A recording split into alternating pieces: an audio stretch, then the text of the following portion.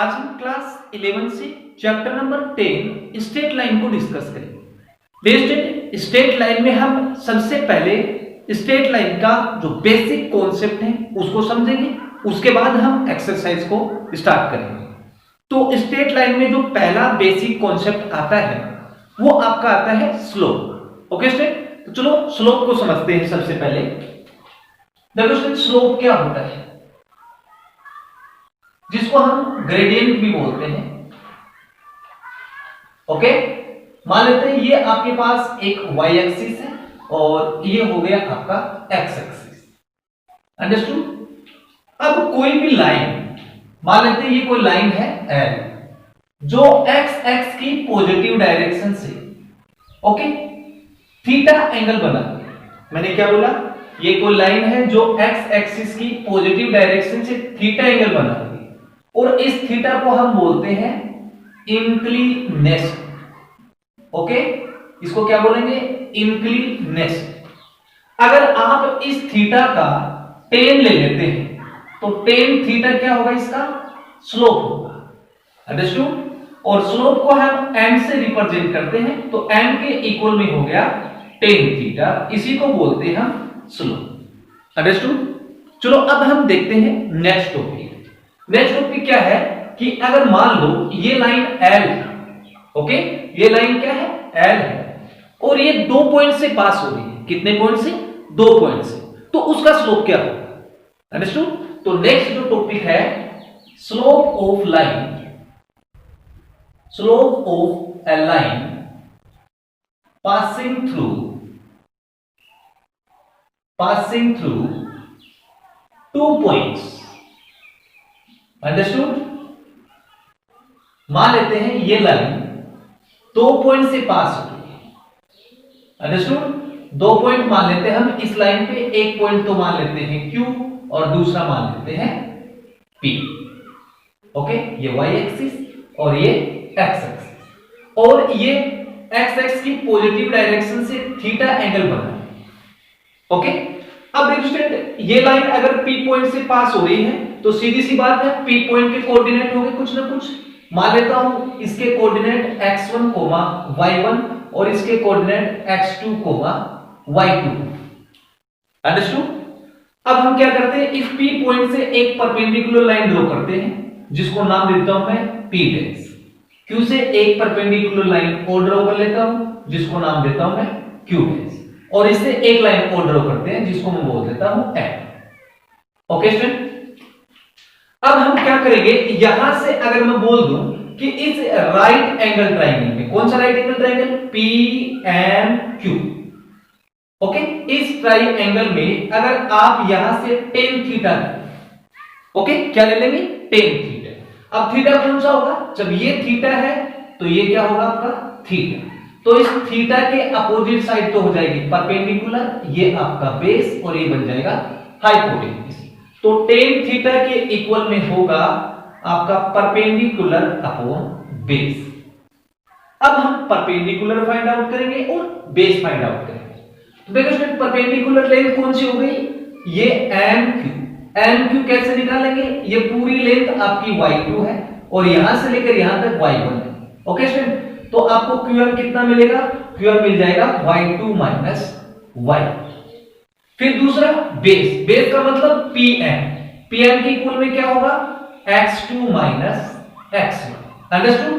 तो tan theta के equal में आ गया y2 minus y1 upon x2 minus x1, और इसको हम m से रिप्रेजेंट करते हैं। सो m के इक्वल में आ गया y2 minus y1 upon x2 minus x1।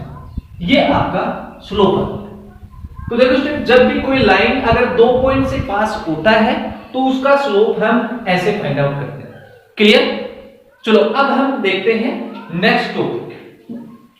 Next topic क्या है, नेक्स्ट टॉपिक है condition for 2 lines to be parallel and perpendicular.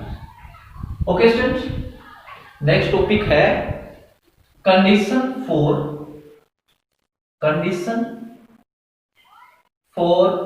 2 lines to be parallel and perpendicular.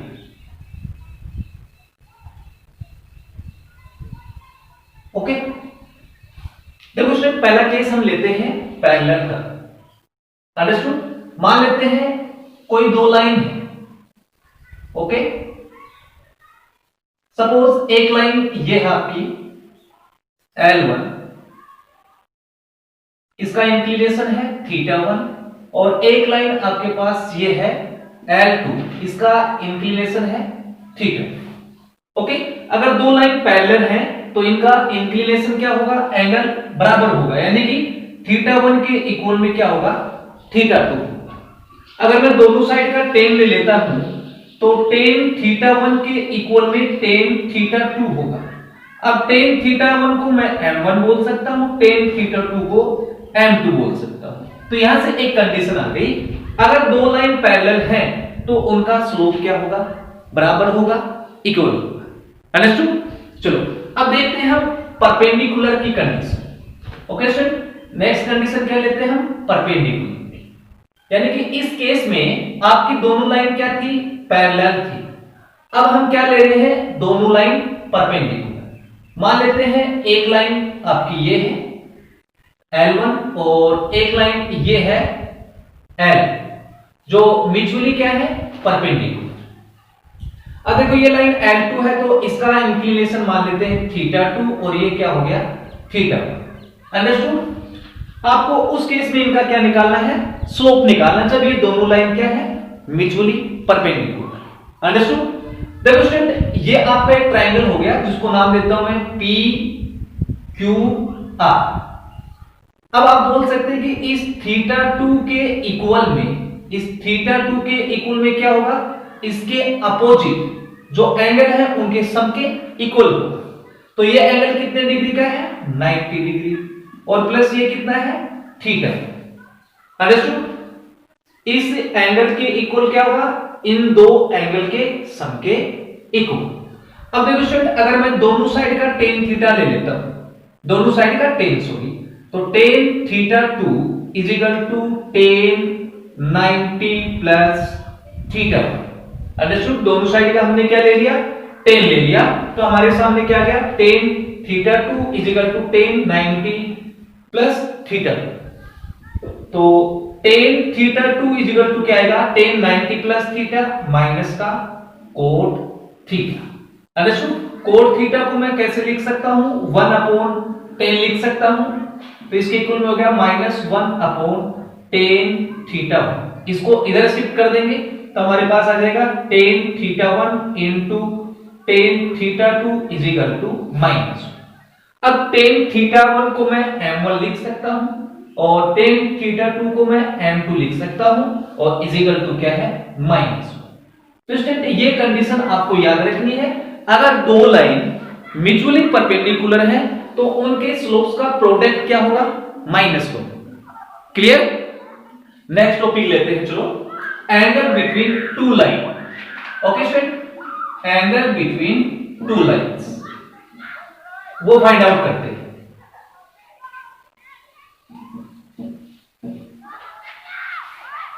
Angle between two lines, angle between two lines. Okay sir, दो line के बीच का angle find out करना है। तो मान लेते हैं ये आपका y एक्सिस है और ये आपका x एक्सिस है। एक लाइन तो ये है आपकी सपोज L1, और एक लाइन मान लेते हैं ये है आपकी L। इस लाइन का इंक्लिनेशन है θ2 और इसका क्या है? θ। आपको इसके बीच का एंगल निकालना है। मान लेते हैं बीच का एंगल क्या है? अल्फा है। तो वही कॉन्सेप्ट लगाएंगे, इस एंगल के इक्वल क्या होगा? यानी कि θ2 के इक्वल क्या होगा? θ1 प्लस अल्फा। इस θ2 के इक्वल क्या होगा? θ1 प्लस अल्फा होगा। ये हमने छोटी क्लास में रूल देखा था ट्राइंगल का। ये एक्सटीरियर एंगल है, तो इसके इस एंगल का जो बराबर क्या होगा? इन दोनों के सम होगा। अब इस θ1 को इधर शिफ्ट कर देंगे तो θ2 माइनस θ1 के इक्वल में क्या आ जाएगा? अल्फा, क्योंकि हमें एंगल फाइंड आउट करना है, दैट मींस अल्फा। ठीक है, तो यहां से थीटा 2 माइनस थीटा 1 के इक्वल में क्या गया, अल्फा। अगर मैं दोनों साइड का टेन ले लेता हूं तो टेन अल्फा के इक्वल में होगा tan theta 2 minus theta 1। Okay, तो यहां से टेन ए माइनस बी का फॉर्मूला अप्लाई करते हैं, तो टेन अल्फा के इक्वल में होगा tan theta 2 minus tan theta 1 upon 1 plus tan theta 1 into tan theta. Okay, अब टेन थीटा 2 को मैं m2 लिख दूंगा और टेन थीटा 1 को m। तो tan alpha is equal to क्या आ जाएगा student, tan alpha is equal to आ जाएगा m2 minus m1 upon 1 plus m1 m।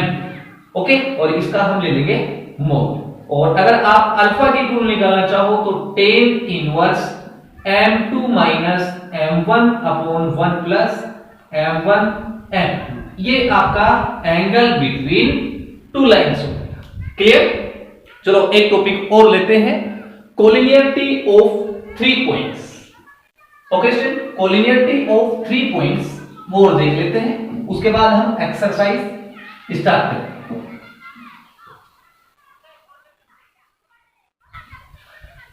Collinearity of 3 points. Okay student, 3 point collinear किस केस में होते हैं वो अपने को समझना है। देखो स्टूडेंट, ये कोई लाइन है मान लेते हैं, और इस लाइन पे 3 पॉइंट है ए, बी एंड सी। आपको प्रूव करना है कि तीनों पॉइंट एक ही लाइन पे है, दैट मींस कोलिनियर। ओके, तो हमने छोटी क्लासों में देखा था कि अगर AC निकाला जाए यहां से, AC के इक्वल में क्या होगा, AB प्लस BC। ये हमने छोटी क्लासों में देखा था कि भाई AC के इक्वल अगर AB प्लस BC आ जाए तो then points ABC are collinear. अब हम स्ट्रेट लाइन पढ़ रहे हैं तो हम इसको कैसे वेरीफाई करेंगे, तो स्टूडेंट हम सबसे पहले क्या करेंगे, AB का स्लोप फाइंड आउट करेंगे। Okay, slope of AB is equal to slope of BC। Understood? Slope of BC, या फिर ऐसे भी बोल सकते हैं slope of AB is equal to slope of AC। Okay, कहने का मतलब अगर कोई भी 2 पॉइंट का स्लोप निकालते हैं, ओके, यानी कि AB का स्लोप निकाला, उसके इक्वल में अगर BC का स्लोप आ गया तो पॉइंट क्या होंगे आपके, कोलिनियर आएंगे। तो आप इस लाइन पे चाहे कितने भी पॉइंट ले लो, ओके, मान लेता हूं मैं अगर डी लेता हूं, इसके आगे ई हो चाहे एफ हो, आप 2 पॉइंट का स्लोप निकालो, कोई की 2 पॉइंट का स्लोप निकाले तो वो जितने भी पॉइंट का जो स्लोप आएगा तो स्लोप क्या होगा, इक्वल होगा। इसी को बोलते हैं collinearity of 3 points. Okay student, चलो तो अब स्टार्ट करते हैं हम एक्सरसाइज 10.1। फर्स्ट क्वेश्चन में आपको क्या बोला है कि किसी भी क्वाड्रिलेटरल के 4 वर्टिसेस दे रखे हैं, आपको ड्रॉ करना है और उस क्वाड्रिलेटरल का एरिया निकालना है। सिंपल सा क्वेश्चन है, तो हम इन पॉइंट को ड्रॉ करते हैं। ये आपका y एक्सिस हो गया और ये आपका x एक्सिस। पहला पॉइंट है -4,5, तो मान लेते हैं ये पॉइंट आपका -4 है, -4 पे 5, सपोज ये पॉइंट -4,5। ओके, दूसरा है 0,7, ये इसका B पॉइंट हो गया, इसको नाम A दे देता हूं। ओके, 0,7। तीसरा पॉइंट 5 पे -5, तो ये आपका 5 हो गया, 5 पे -5 ये ले लेते हैं, 5,-5, इसको नाम C दे देते हैं। -4 पे 2 ये मान लेते हैं, ठीक है, ये आपका D पॉइंट हो गया, -4,-2। इन प्लॉट को, इन पॉइंट वर्टिसेस को हमने क्या कर दिया, ड्रॉ कर दिया। अब इसको हम ज्वाइन करते हैं। ओके, इसको ज्वाइन इससे किया और इसको हम इससे करते हैं। क्लियर? इसको ज्वाइन कर दो आप और इसको ज्वाइन कर दो। अब ये आपके सामने जो शेप आई है वो एक क्वाड्रिलेटरल की आ गई। इस क्वाड्रिलेटरल का एरिया निकालना है आपको। ओके स्टूडेंट, तो इस क्वाड्रिलेटरल का एरिया क्या कैसे निकालेंगे स्टूडेंट, हम 10th क्लास वाले ट्रिक लगाएंगे। इसमें हम A और C को क्या करते हैं, ज्वाइन कर देते हैं। तो हमारे पास दो ट्राइंगल आ गए ए डी सी और दूसरा आ गया सी ए सी बी ए। दोनों का एरिया निकालेंगे और ऐड कर देंगे जो कि क्वाड्रिलेटरल के इक्वल होगा। Okay, so area of quadrilateral A B C D is equal to क्या होगा, area of triangle A D C plus area of triangle CBA। अब इसका एरिया कैसे निकालेंगे, ये फॉर्मूला होता है, we know that area of कोई भी ट्राइंगल है, एरिया ऑफ ट्राइंगल मान लो कि XYZ है तो उसका एरिया कैसे निकालते हैं, 1/2, ये फॉर्मूला है, x1 y2 minus y3 plus x2 y3 minus y1 plus x3 y1 minus y2, ये फॉर्मूला होता है।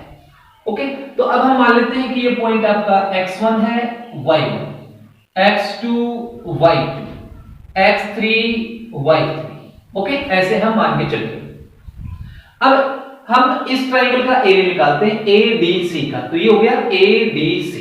तो पहले इसको लेते हैं 1/2 x1 क्या है -4, इसको ऐसे लिख लेंगे तो इजी हो जाएगी कैलकुलेशन। फिर y2 है आपका -2। ओके, ये मार्कर इंक खत्म हो गई, -2। उसके बाद y3 है आपका -5 तो प्लस बन जाएगा, और x2 कौन सा है, -4, y3 -5 और y1 5 और प्लस में x3 है आपका 5 और y1 आपका 5 माइनस y2 -2 तो +2। इसका एरिया आ गया, एरिया ऑफ ADC। फिर लिखेंगे प्लस 1/2। ओके, x1, अब देखो x1 किसको बनाएंगे, मान लेते हैं ये x1 है और इसका तो काम खत्म ही हो गया, इसको मान लेते हैं x2 y2 और ये हो गया आपका x3 y3। तो वही प्रोसेस लगाएंगे, x1 -4, ओके, y2 -5 और माइनस y3 आपका 7, फिर प्लस x2 कौन सा है, 5 और इसके आगे y3 माइनस y1 तो y3 है आपका 7 और माइनस y1 हो गया आपका 5 और प्लस में x3 क्या है आपका 0 है, तो आगे छोड़ दो। क्लियर स्टूडेंट, अब इसको कैलकुलेट कर लेते हैं। तो area of quadrilateral ABCD equal to क्या आएगा, 1/2 माइनस का 4, यहां कितना बच गया 3 प्लस का, तो 3 इंटू -4 माइनस का 12। ओके, 5 10 माइनस का 10 4 जा 40 प्लस का हो जाएगा, प्लस 2 और 5 7 3 जा 35 हो गया, प्लस 1/2।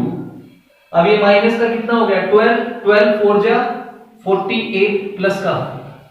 अब ये 5 यहां 2 बच गया प्लस का 10। क्लियर, अब इसको ऐड कर लेते हैं, 1/2 कितना हो गया ये आपका 40 प्लस 35 75 में 12 माइनस करेंगे तो आपका आ जाएगा 63। ओके, और प्लस में 1/2 ये कितना हो जाएगा आपका 58, जो कि इससे कैंसिल हो गया।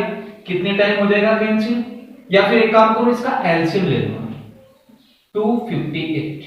ओके, तो यहां से आपका आ जाएगा 1/2, इसको ऐड कर लो, 8 और 3 कितना बन गया आपका 11 का 1 6 और 5 11 और 1 12, तो ये हो जाएगा आपका 121/2 स्क्वायर यूनिट।